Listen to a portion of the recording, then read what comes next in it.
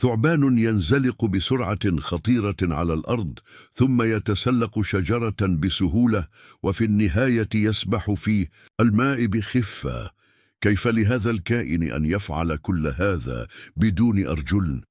هل لدى الثعابين قدرة خارقة على الحركة؟ اليوم سنأخذك في رحلة لفهم أسرار حركة الثعابين، ونستعرض التكيفات التشريحية والعلمية التي تجعلها قادرة على التنقل بهذه الخفة والسرعة. أنواع حركة الثعابين.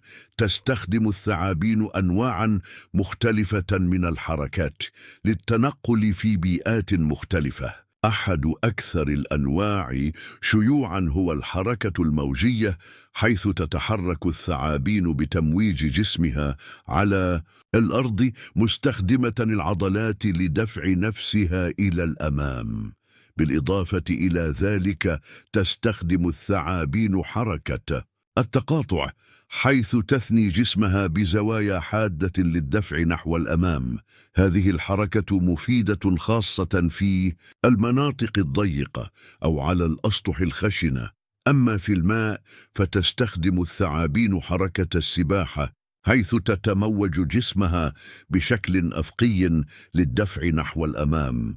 هذه الأنواع المختلفة من الحركات تظهر تكيف الثعابين مع بيئات مختلفة.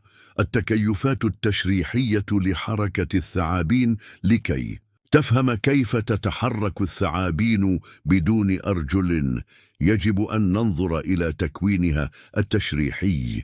الثعابين لديها عمود فقري مرن يتكون من مئات الفقرات، مما يمكنها من التموج والانحناء بسهولة.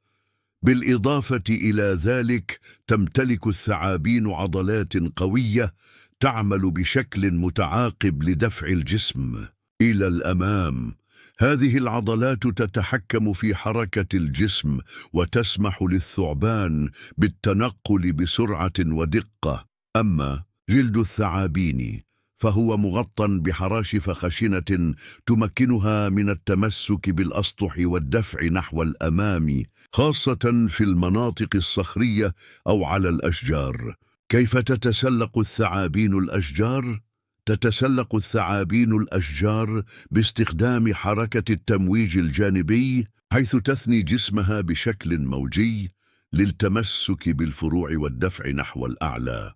هذه الحركة تتطلب تناسقاً دقيقاً بين العضلات والفقرات. بالإضافة إلى ذلك، تستخدم الثعابين حراشفها الخشنة للتمسك بسطح الشجرة، مما يجعلها قادرة على التسلق بسهولة حتى في الأشجار العالية. كيف تسبح الثعابين في الماء؟ تستخدم الثعابين حركة التمويج الأفقي، حيث تتموج جسمها بشكل أفقي للدفع نحو الأمام. هذه الحركة تشبه حركة السمك، وتسمح للثعبان بالسباحة بسرعة وخفة. بعض الثعابين مثل ثعبان البحر لديها ذيل مسطح يساعدها على التحكم في حركتها في الماء. هذه التكيفات تجعل الثعابين قادرة على العيش في بيئات مائية بكفاءة.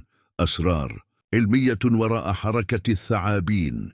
يحاول العلماء فهم أسرار حركة الثعابين لتطوير تكنولوجيا مستوحاة منها. على سبيل المثال، تم تصميم روبوتات تقلد حركة الثعابين للانتقال في المناطق الصعبة أو الضيقة. بالإضافة إلى ذلك، تستخدم دراسة حركة الثعابين في تطوير أجهزة طبية مثل الأدوات الجراحية التي تتحرك بداخل الجسم بسهولة.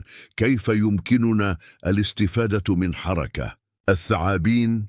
بالإضافة إلى أهمية فهم حركة الثعابين، يمكننا الاستفادة من هذه القدرة في تطوير تكنولوجيا متقدمة.